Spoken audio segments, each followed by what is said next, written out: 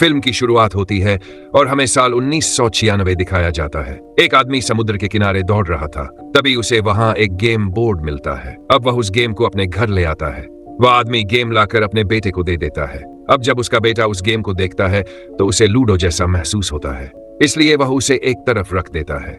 रात को उस गेम से आवाजें आने लगती हैं। जब आदमी का बेटा गेम बोर्ड खोलता है तो उसे उसमें से एक वीडियो कैसेट मिलती है। अब जैसे ही वह लड़का उस वीडियो की कैसेट को लगाकर गेम खेलने लगता है, हम देखते हैं कि उसमें से बहुत तेज रोशनी निकलती है और वह लड़का हमेशा के लिए उस वीडियो गेम में चला जाता है। अब कहानी हमें 20 साल आगे ले जाती है, यानी 2017 में हम एक लड़के स्पेंसर को वीडियो गेम खेलते हुए देखते हैं। तभी उसे अपने दोस्त का मैसेज आता है कि उसने होमवर्क किया या नहीं। असल में उसका दोस्त जबरदस्ती स्पेंसर से अपना होमवर्क करवाता था। स्पेंसर ने जल्दी से वीडियो गेम छोड़ दिया और अपने दोस्त का होमवर्क पूरा किया। उसे अपने दोस्त से बहुत डर लगता था, इसलिए उसने जल्दी से अपना होमवर्क खत्म किया और जाने ही वाला था। उसके दोस्त ने उसे फ्रीक हाउस बुलाया था। इसके बाद हम एक लड़की को देखते हैं जिसे सोशल मीडिया का बहुत शौक था। वह हर समय सोशल मीडिया पर अपनी तस्वीरें पोस्ट करती रहती थी। इस लड़की का नाम बेथनी था। वहीं स्पेंसर अपने दोस्त का होमवर्क लेकर फ्रीक हाउस पहुंच चुका था। फ्रीक हाउस असल में उसी लड़के का घर था जो कहानी की शुरुआत में गेम की वजह से गायब हो गया था, और अब उसका घर बहुत ही खंडहर जैसा हो चुका था, इसलिए हर कोई उसे फ्रीक हाउस के नाम से जानता था। अब हम कहानी में एक और किरदार को देखते हैं जिसका नाम था मार्था। उसका जिम टीचर से झगड़ा हो गया था, इसलिए उसके टीचर ने उसे सजा दी थी। दूसरी ओर स्पेंसर और उसके दोस्त के टीचर्स को भी पता चल जाता है कि स्पेंसर ने अपने दोस्त का होमवर्क किया था, इसलिए उन्हें भी सजा दी जाती है। बेथनी क्लास में वीडियो कॉल पर बात कर रही थी, इसलिए उसके टीचर ने उसे बाहर निकाल दिया। अब इन चारों को स्कूल के बेसमेंट में भेज दिया जाता है। उनकी सजाएं थी कि उन्हें पुराने कागजों से स्टेपलर की पिन निकालनी थी। ये चारों पूरा दिन वहां नहीं बिताना चाहते, तभी उन्हें वहां वही वीडियो गेम मिल जाता है। शायद वह आदमी अपने बेटे के गायब होने के बाद उस गेम को स्कूल में दे गया था। चारों ने उस गेम को स्क्रीन से जोड़ दिया। स्पेंसर और उसका दोस्त गेम खेलने लगे।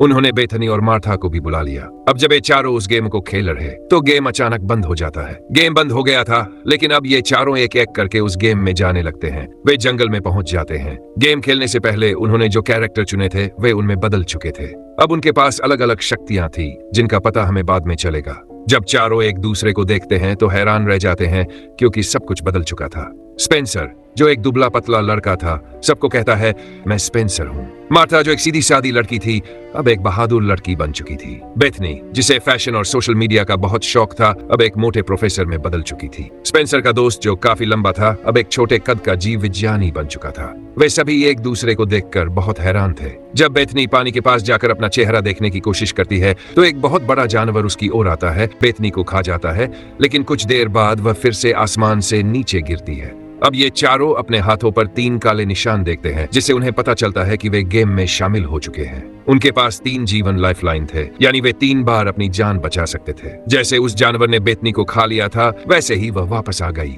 अब उसके पास सिर्फ 2 जीवन बचे थे। ये चारों जानवरों से बचने के लिए बहुत दौड़ते हैं। तभी वहां एक आदमी कार लेकर आता है। वह उन्हें अपने साथ ले जाता है। अब वह उन्हें जुमांजी गेम के बारे में बताता है जो इस फिल्म का नाम भी है। वह इन चारों का इस जुमांजी गेम में स्वागत करता है और अब गेम के बारे में बताने लगता है। वह कहता है कि इस गेम में भी हर गेम की तरह एक विलेन है जिसने जंगल में बने जैगुआर चीता की मूर्ति से एक हीरा निकाल लिया था। इसके बाद पूरा जंगल शापित हो गया और जंगल के सभी जानवर भी उसकी आज्ञा मानने लगे। उसने उस हीरे से सारी शक्तियां प्राप्त कर ली थी। यहाँ हीरा स्पेंसर को दिया जाता है और कहा जाता है कि मैंने ये हीरा उस खलनायक से चुराया है। तुम्हें इसे वापस उसी जगह पर रखना होगा और जब तक तुम ये काम पूरा नहीं करोगे तब तक ये खेल खत्म नहीं होगा। अब वह उन्हें एक नक्शा देता है और वहां से चला जाता है। जब वे नक्शा देखते हैं तो वह खाली नजर आता है। बेथनी कहती है क्या तुम पागल हो, इसमें सब कुछ लिखा हुआ है। यहीं पर हमें पता चलता है कि बेथनी बहुत बुद्धिमान बन चुकी थी। उसे नक्शा पढ़ना आता था। वह कहती है कि इस नक्शे का एक हिस्सा गायब है। अब हम पहाड़ों के बीच में हैं और सही रास्ते पर चल रहे हैं। फिर स्पेंसर का हाथ उसकी बाना से छूता है और एक स्क्रीन खुलती है जिसमें सभी की ताकत और कमजोरी लिखी होती है।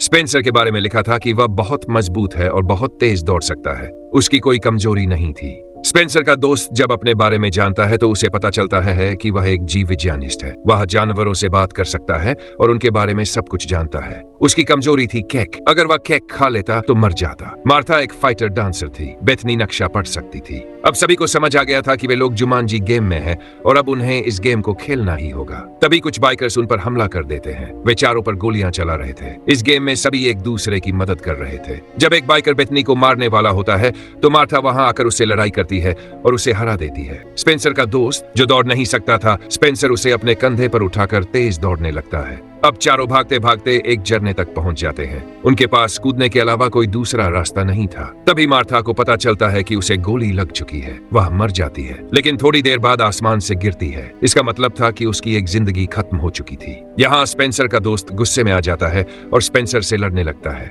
वह कहता है, अगर तुमने ये गेम नहीं खेला होता तो हम इस मुसीबत में नहीं होते। स्पेंसर कहता है, बकवास मत करो, मैंने ये गेम अकेले नहीं खेला था। स्पेंसर का दोस्त जो हमेशा उसे डराता था और आदेश देता था, अब भी वही कर रहा था।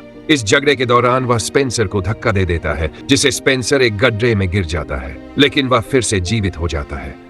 इसका मतलब था कि उसकी भी एक जिंदगी खत्म हो गई थी। जब स्पेंसर वापस आता है तो वे एक दूसरे से कहते हैं, अगर हमें इस गेम से बाहर निकलना है तो हमें लड़ाई करने की बजाय इस गेम को अच्छे से खेलना होगा। अब वे चारों नक्शे के अनुसार एक बाजार पहुंच जाते हैं। यहाँ गलती से स्पेंसर का दोस्त केक खा लेता है क्योंकि उसे बहुत भूख लगी थी और इसी कारण उसकी भी एक जिंदगी खत्म हो जाती है। लेकिन थोड़ी देर बाद वह फिर से जीवित हो जाता है। तभी बाजार में एक बच्चा उन्हें एक जगह ले जाता है और कहता है, जुमांजी में आपका स्वागत है। अब वह उन्हें एक कमरे के पास ले जाता है और कहता है, अगर तुमने पलक झपकी तो तुम मर जाओगे। ये एक पहेली थी जिसे उन्हें हल करना था। जब वे कमरे में जाते हैं तो वहां एक बहुत बड़ा सांप होता है जो एक बक्से के अंदर था। जब स्पेंसर बक्सा खोलता है तो उसे पता चलता है कि उसे सांप की आंखों में आंखें डालकर देखना होगा। बेथनी कहती है, मैं ये कर सकती हूँ, जो अब एक प्रोफेसर बन चुकी थी। लेकिन जब वह सांप के सामने बैठती है तो डर जाती है। सांप मार्था पर हमला कर देता है, लेकिन स्पेंसर सांप का मुंह पकड़ लेता है। वे बक्से से एक कागज का टुकड़ा निकालते हैं। इसमें एक छोटा हाथी बना होता है। उस पर लिखा था, जैसे ही तुम हाथी देखो आगे बढ़ना शुरू कर दो। लेकिन वे सोचते हैं कि यह हमारे नक्शे का आधा हिस्सा नहीं हो सकता। फिर खलनायक के आदमी वहां पहुंच जाते हैं और उन पर हमला कर देते हैं। अब खलनायक खुद उनके सामने आ जाता है और स्पेंसर से कहता है, मेरा हीरा मुझे वापस दे दो। तभी अचानक एक लड़का वहां आता है और उन्हें बचाकर वहां से ले जाता है। वह कोई और नहीं बल्कि वही लड़का था जो 20 साल पहले इस गेम में खो गया था। उसका नाम था एलेक्स। उसने खलनायक के लोगों को चकमा दिया और उन्हें एक गुफा में ले गया। जब वे गुफा के अंदर जाते हैं तो वहां बहुत कुछ देखने को मिलता है। पहले एक सफेद ब्लेड दिखती है, फिर एक पानी का गड्ढा जिसमें बहुत बड़े मगरमच्छ थे, लेकिन वे किसी तरह वहां से बच निकलते हैं। अब एलेक्स उन्हें अपने बारे में बताता है, मैं 20 साल से इस गेम में फंसा हुआ हूँ, मैं बाहर नहीं निकल पाया। उधर खलनायक बहुत गुस्से में था क्योंकि उसे अभी तक उसका हीरा नहीं मिला था। इधर एलेक्स इन चारों को अपने घर ले जाता है और कहता है,